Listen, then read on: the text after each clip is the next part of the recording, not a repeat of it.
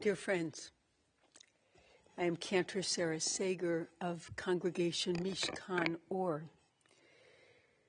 We gather this afternoon to remember and to celebrate the life of one who filled our world with his goodness, his kindness, his love, his outstanding spirit and example. In humility and gratitude, we turn to the wisdom of our tradition for comfort, for guidance, and for understanding. Throughout the centuries, whenever our people felt lost, adrift, confused, aggrieved, they would turn to the words of Psalms for uplift and inspiration. Among the most favorite is Psalm 121. Esainai el heharime ayin yavo ezri. I lift my eyes to the mountains. What is the source of my help? My help comes from God, maker of heaven and of earth. Esainai el heharim me'ayin yavo ezri. Esainai el heharim me'ayin yavo ezri. Ezri me'im Adonai osei shamayim v'aretz. Ezri me'im Adonai osei shamayim v'aretz. Esainai el heharim me'ayin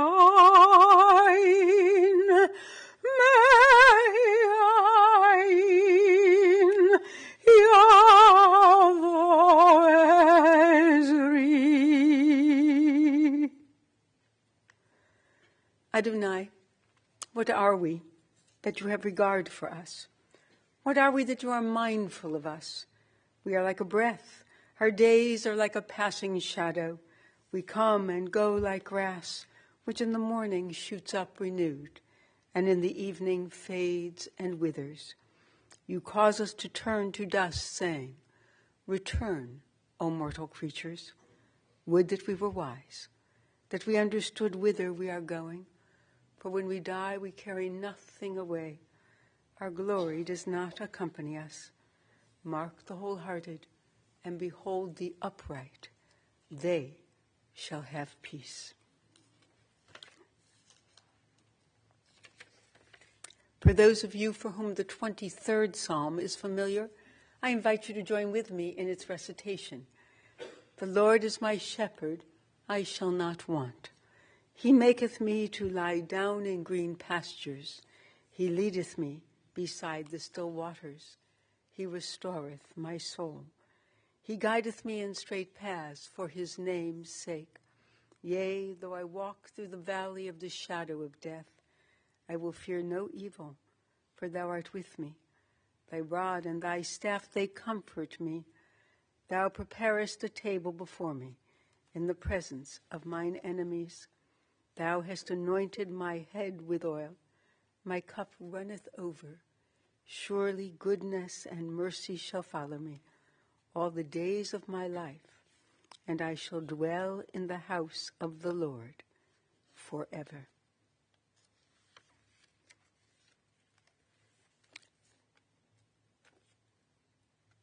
When I die, remember me with a smile and laughter. If thoughts of me provoke no love, only sadness and tears, I ask that I be soon forgotten. Give what's left of me away to children and old ones who wait to die. And if you must cry, cry for your brother or sister who walks in grief beside you. And when you need me, put your arms around anyone and give them what you need to give to me. You can love me most by letting love live within the circle of your arms, embracing the frightened ones. Love doesn't die. People do. So when all that's left of me is love, give me away.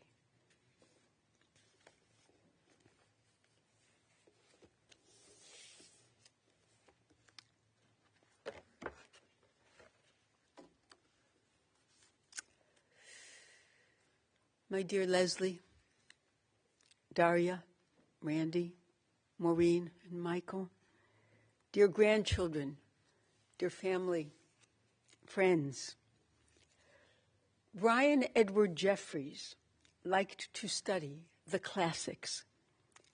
When he and Leslie were first married, they read Latin texts together. Who does that? He later went back to school and studied Russian, which enabled him and Leslie to sing Russian songs. They educated each other in music and art and discovered worlds of appreciation and inspiration that greatly enriched their lives. Leslie shared her love of Judaism with him in such a way that Brian felt entirely comfortable, supportive, learning about and embracing its wisdom and its beauty. I find it particularly meaningful, especially at this time, that Brian would join Leslie in the recitation of the Mourner's Kaddish, the last line of which he knew quite well. Oseh shalom b'momav, hu ya'aseh shalom aleinu v'al kol Yisrael, v'imru. Amen. May the one who creates peace on high bring peace to us, to all Israel, and indeed to all the world. And let us say, Amen. I find it somewhat astonishing that given all of the prayers with which Brian had a passing acquaintance, this would be the one that he and Leslie would regularly recite together. It is an ancient and somewhat remarkable prayer. While we recite it at that point in our worship services, devoted to remembering our loved ones who have passed away, the prayer makes no mention of death. On the contrary, it is an extended paean of praise to God who has given us life. At the very moment when our sense of loss and grief might cause us to deny God and discount God's gift of life to us, who remain to feel the pain and even bitterness of bereavement, our tradition insists that we speak words of affirmation and belief in God and ally ourselves with all that is good, positive, and hopeful in this world that we still inhabit and must eventually inhabit again with full hearts and spirits, turn towards the unfinished tasks of this world and of our lives. Chief among them is the pursuit of peace. Oseh shalom b'mromav. May the one who creates peace in the heavens, according to our tradition, as articulated in Pirkei Avot, the wisdom of our ancestors, which is a tractate of the Talmud, the great sage Hillel is quoted as saying, in reference to Aaron, the brother of Moses, "Be a disciple of Aaron, a lover of peace, and a pursuer of peace." Brian Jeffries was a true disciple of Aaron. He was a lover of peace and a pursuer of peace. Among the experiences that defined him as a young adult and continued to shape his values and his actions throughout his life was his service in the Peace Corps. He taught English in a Chinese school in Malaysia for a year. It was the kind of endeavor that captured his imagination, that involved crossing cultural boundaries, education, making the world smaller through understanding, acceptance, open and honest exchange and interaction, making a difference. He returned home to a country painfully divided over the Vietnam War. Brian, however, knew where he stood. He registered as a conscientious objector and fulfilled his alternative service in the accounting department at university hospitals. It turned out to be a fortuitous assignment for his subsequent career. In terms of his alternative service, it must have been somewhat comforting to be engaged, even tangentially, in healing, as opposed to destruction and killing. He was a true disciple of Aaron, a lover of peace, and a pursuer of peace.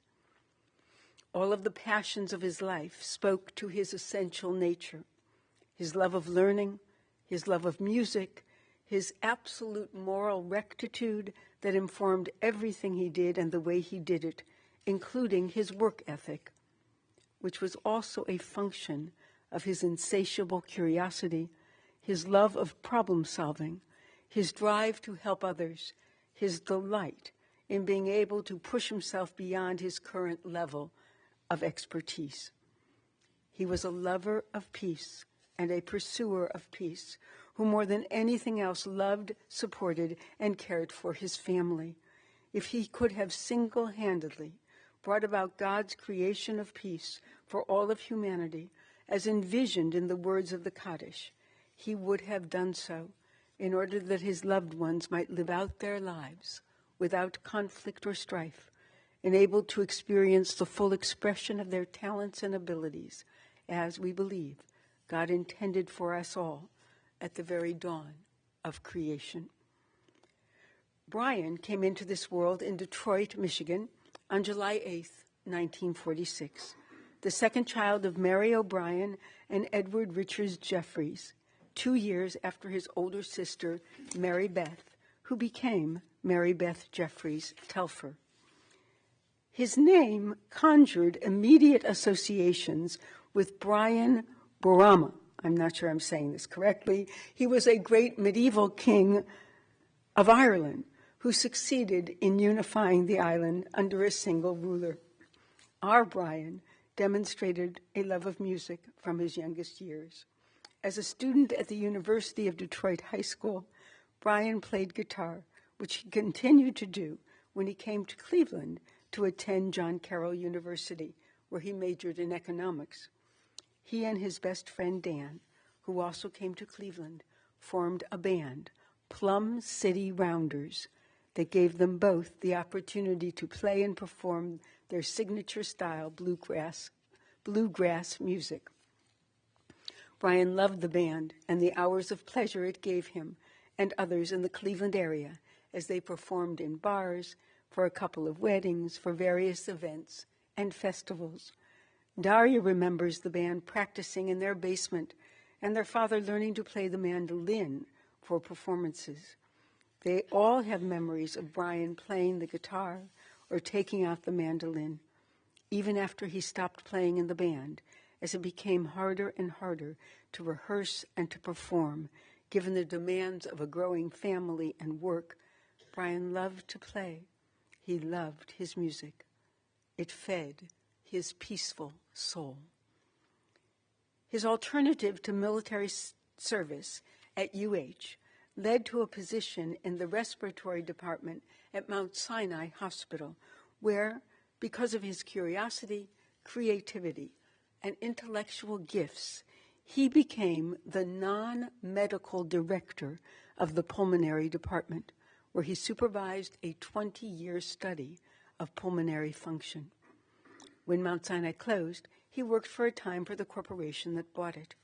He also went back to school at night at CSU to earn his master's degree in accounting and became a CPA. He also did some graduate work at John Carroll, where he studied Russian. Brian was enough of a romantic that our associations of Russian with the mandolin might not be entirely far-fetched.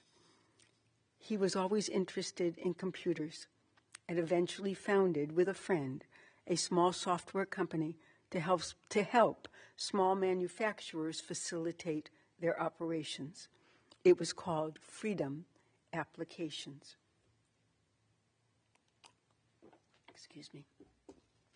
Leslie, Daria, and Maureen will affirm that if he could have, he would never have stopped working, as he loved the stimulation and the investigative quality of it. With the onset of his illness, however, Brian knew that he needed to prepare for an uncertain future. When he could no longer decipher the manual he himself had created, he knew he had to retire. He had been training 2 people for 2 years to take his place. He was a lover of peace and a pursuer of peace. He cultivated, nurtured, and loved all living things. He tended his strawberry path, pepper and tomato plants in the garden. It was common knowledge that their 3 dogs, Bagel, Shayna, and Salem, were members of the family. Brian was especially attached to Salem. He always wanted to be active, engaged, helping, supportive. He couldn't just sit unless he was reading a book or listening to music. He loved to walk with the dogs, with Leslie, with his walker during these last years at the nursing home.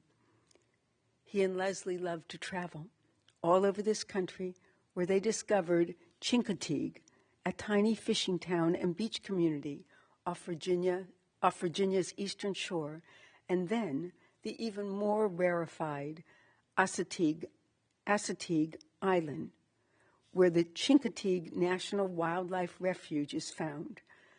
Doesn't exactly roll off the tongue, but it's a beautiful place. Brian and Leslie discovered this magical place and loved going there to enjoy the beach and observe the wildlife. It was beautiful and peaceful and teeming with activity. They also loved to bring the grandchildren there. It was a place of special associations and special memories. They traveled to Costa Rica and Canada, to France more than once, to visit the family with whom Leslie had spent her junior year abroad in Saint-Lunaire on the English Channel, and where she and Brian realized that they were meant for each other. They traveled to Ecuador and Taiwan for weddings and stopped in Singapore. They traveled to Mexico, and they went to Israel in what was a life-changing trip. Brian stood next to Leslie as she chanted her Torah portion on Masada, and her grade school Hebrew teacher from New Jersey was miraculously present. Brian wanted to go back to Hawaii, where he had trained for the Peace Corps. They managed to do so for their 50th wedding anniversary, but it was the last big trip Brian could manage. A subsequent trip to California confirmed that assessment. He demonstrated such courage, as all he wanted to do was to keep living, to keep doing, to keep being engaged in every possible activity. He was good. He was kind. He was absolutely selfless and supportive and loved unconditionally as a father, as a grandfather, as a husband. He had 2 outstanding daughters in Daria and Maureen, and he appreciated everything about them. As a father, he was encouraging, reassuring, always present, and quietly, unfailingly proud of them. He avidly followed their paths through school, through law school, and as they became practicing professionals. He rejoiced with Leslie when Daria found her Randy and Maureen her Michael. He embraced them both as sons of his heart, never as sons-in-law. And when the grandchildren started to arrive, he was in his element. As Maureen observed, he was a really good grandfather. Daria always wanted him to be a NICU baby cuddler because he was so good at it. As each one arrived, he would hold Mason, Clea, Cordelia, and Milo, and he would sing to them. As they grew, he took such pride in every detail of what they were doing and in all of their accomplishments. In just a few moments, you will hear from members of Brian's family. He loved each of them beyond measure, especially Leslie. He was a lover of peace and a pursuer of peace who found his true soulmate in Leslie. They met in a bar. She was drinking root beer. He had come out to Painesville with other students from John Carroll to meet some of the women at Lake Erie College. He went up to Leslie. As she tells it, she looked into his eyes and knew she had found her Beshert, her destined one. After that initial meeting, he followed up. He was about to graduate and go into the Peace Corps for a year. She was a sophomore and would be going to France for her junior year abroad. She was actually in Los Angeles when he left for Hawaii to do his Peace Corps training. She took 3 buses in order to see him off. A year later, when he came out of the Peace Corps, he went to France to see her. He did not know a word of French and arrived with just her address written on a piece of paper. He showed that piece of paper to every person he could until he made his way to the region and the town and the house where she was living. He arrived with his guitar, and everyone loved the account of this handsome young man who had come from the other side of the world to see his beloved. They were married on October 4th, 1969, and for an all too brief 55 years, they walked side by side and hand in hand as true partners, teammates, lovers, kindred spirits. It was Brian who wanted Leslie to keep painting. "We're going to keep getting older anyway," he would say. "You may as well do what you love." With his encouragement and support, Leslie earned her Master's of Fine Arts from Kent by spending 5 years at the Cleveland Institute of Art and 3 years of summer classes at Kent State University. As Leslie taught on the college level and pursued her own painting, they shared their passion and appreciation for the peaceful arts. As much as he had given, supported, encouraged, taught, and cared for so many throughout his life, no one will ever forget how Leslie cared for him, supported and watched over him, advocated and protected him for all of the years of his illness, but especially during these last years of debilitating illness. With Daria and Maureen and their families' unstinting support and presence throughout this ordeal, you escorted him, breath by labored breath, to his peaceful conclusion at the very portals of the hereafter. Our sages taught, "Be of the disciples of Aaron, loving peace and pursuing peace." All his life, Brian Jeffries loved peace and pursued peace. Just days ago, Leslie said, I think he'll be with me saying Kaddish from now on. Zichrono livracha, may his memory rest as a peaceful blessing upon us, and particularly when we intone these words, Oseh shalom b'mamav, hu ya'aseh shalom, aleinu v'al kol Yisrael, b'imru, amen. May the one who creates peace on high bring peace to us, to all Israel, and indeed to all the world. And let us say, Amen. I call now on Daria, who will offer some reflections and call on other family members.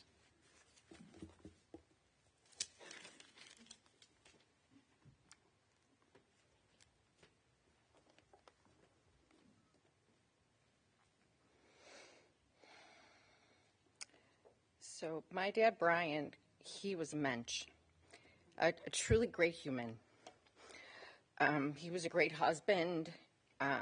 He and my mom were married for 55 years. And I won't tell you how old I am, but I got to witness most of it. They were a wonderful couple. And I love you, Mom. He was a wonderful father. Maureen and I have been talking, and we have a lot of the same memories of him.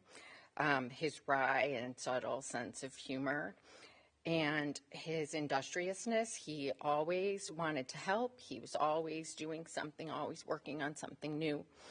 He was a hard worker, and most of all, his coffee. He made the best coffee ever. So, and Maureen and I love coffee, of course. And I've been known to walk a mile in the desert to get a good cup of coffee. So I get that from my dad. He was a wonderful grandfather. He just lit up when he saw his grandchildren, whether it was on a FaceTime call or they were coming to visit or they were talking on the phone. His eyes just lit up, even as recently as Thanksgiving weekend, when he got to have exchanges with his grandchildren. He was happy. When we were talking with Cantor Sager last week, she asked us kind of to do a round robin and think of things that say words, the first words that came to our mind. And for me, two really important words were selfless and rock. And I say that he was selfless, and that was so important to me because he encouraged my mom to go back and finish her degree and get her bachelor's in fine arts, and then to go on further and get her master's in fine arts. But he always encouraged me and Maureen to do whatever we wanted to do. The sky was the limit for us. There wasn't anything holding us back but us. He always encouraged us. He made changes and sacrifices in his life to enable us to do what we wanted to do. And then he also, when I was a teenager, though no parent would have wanted to do this, drove me and friends to see Duran Duran in a blizzard at the Richfield Coliseum.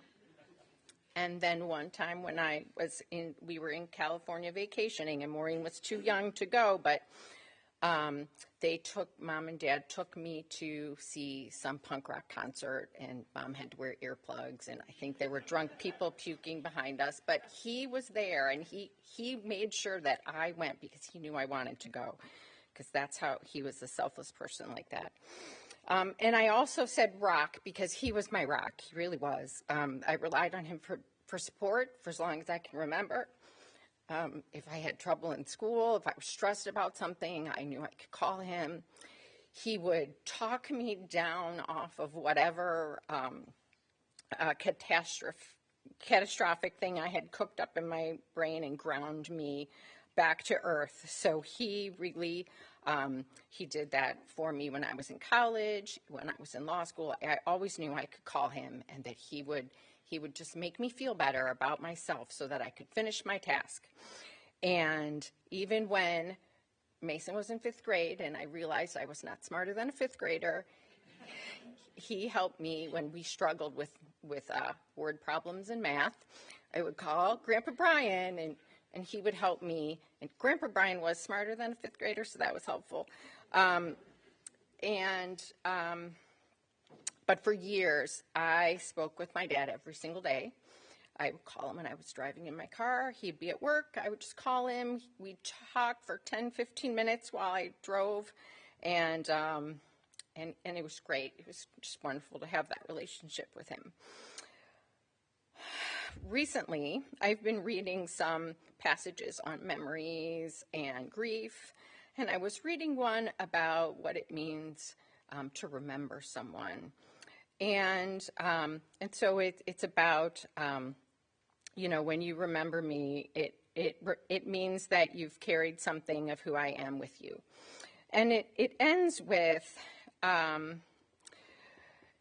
it means that even after I die, you can still see my face and hear my voice and speak to me in your heart. For as long as you remember me, I am never entirely lost. And we will always remember his steadfast devotion to his family, his subtle sense of humor, and his most delicious cups of coffee. I will find comfort in the knowledge that we have our memories of the mensch who was my dad, and as my dad would say, peace out. And now Clea, my niece, has prepared something for her grandfather.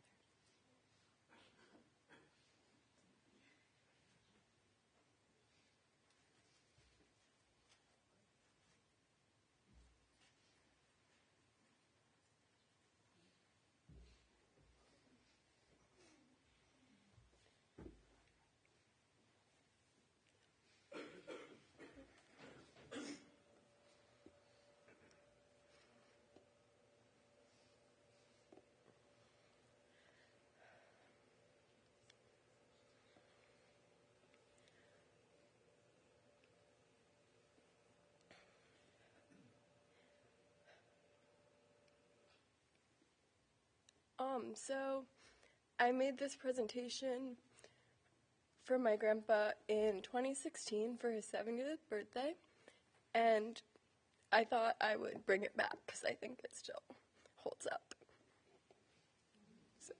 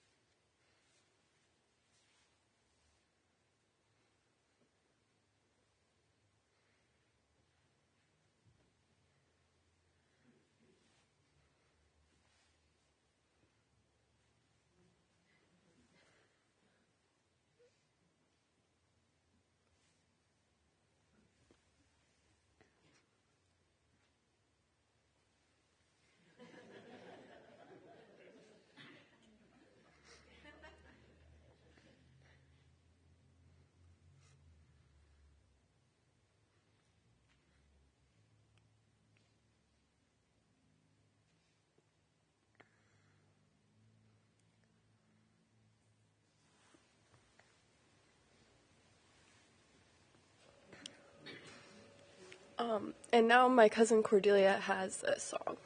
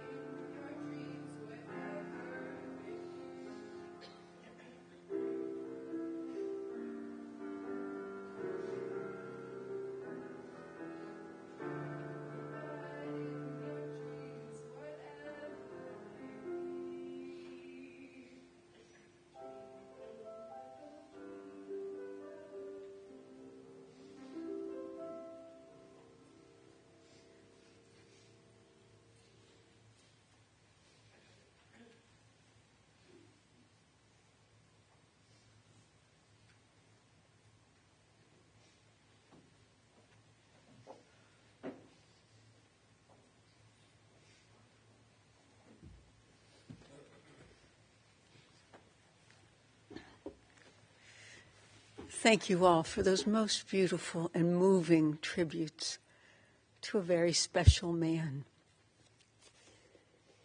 There is a prayer in our tradition when someone is about to embark upon a journey that asks God to protect that person from every possible difficulty and circumstance. There is a new version of it that Leslie has come to love, and she asked if I might share it with you at this time. Holy One of blessing, wrap us in perfect peace. Guide our steps steadily forward as we go on our way. Bless us with the compassion as we walk new paths ahead. Bless us with strength for the journey, and we say, Amen. Amen. Amen. Amen. Amen. Vimru, amen. Amen. Amen. Amen. Amen. Vimru, amen. May we be protected. May we feel held and free. May we have patience and wisdom as we go on our way. Bless us with the knowing that we are never alone. Bless us with love for the journey, and we say, Amen. Amen. Amen. Amen. Amen. Vimru, amen. Amen. Amen. Amen. Amen. Vimru, amen.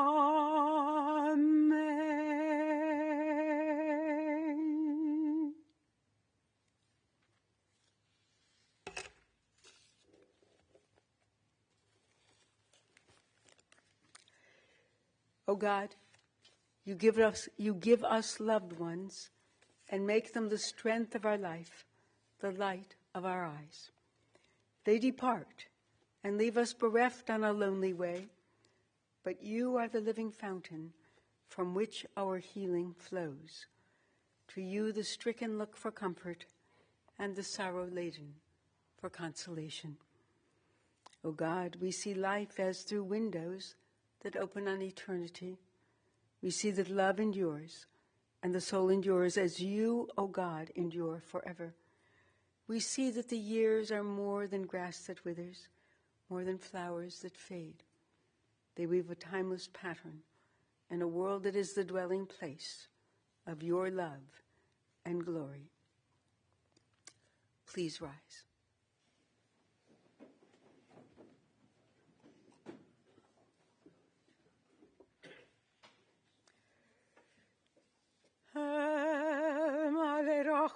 Rachamim shochen b'mromim hamitzei menucha nechona tachat kanfei hashchina im kidoshim utehorim kizorakia mazhirim et nishmat hechaver shelanu shehalach leolamo.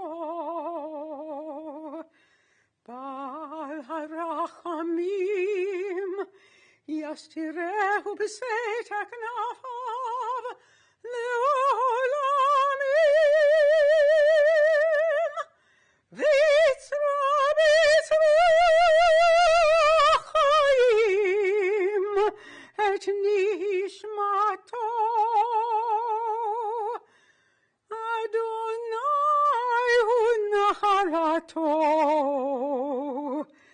וינוח בשלום על משכבו. ונאמר Amen.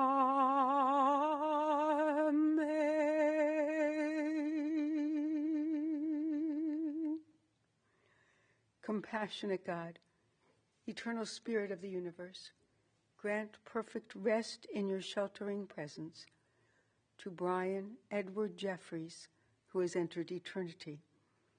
O God of mercy, let him find refuge in your eternal presence, and let his soul be bound up in the bond of everlasting life. God is his inheritance. May he rest in peace. And let us say, Amen. You may be seated.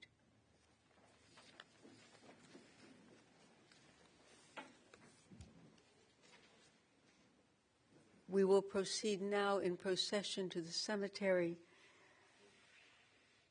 at Mayfield, and then we will return. Those who wish may return to Darya's house in Concord Township.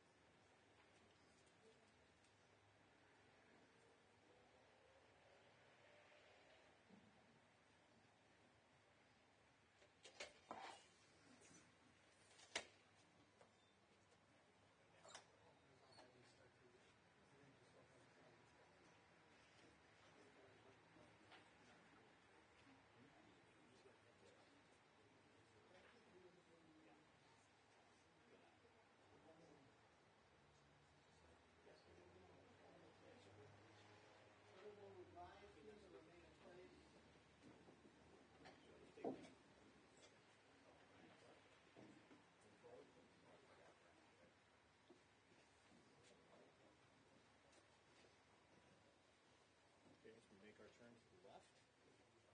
You'll see two rollers there. Cast down those two rollers, facing the back. You can pass the plastic forward.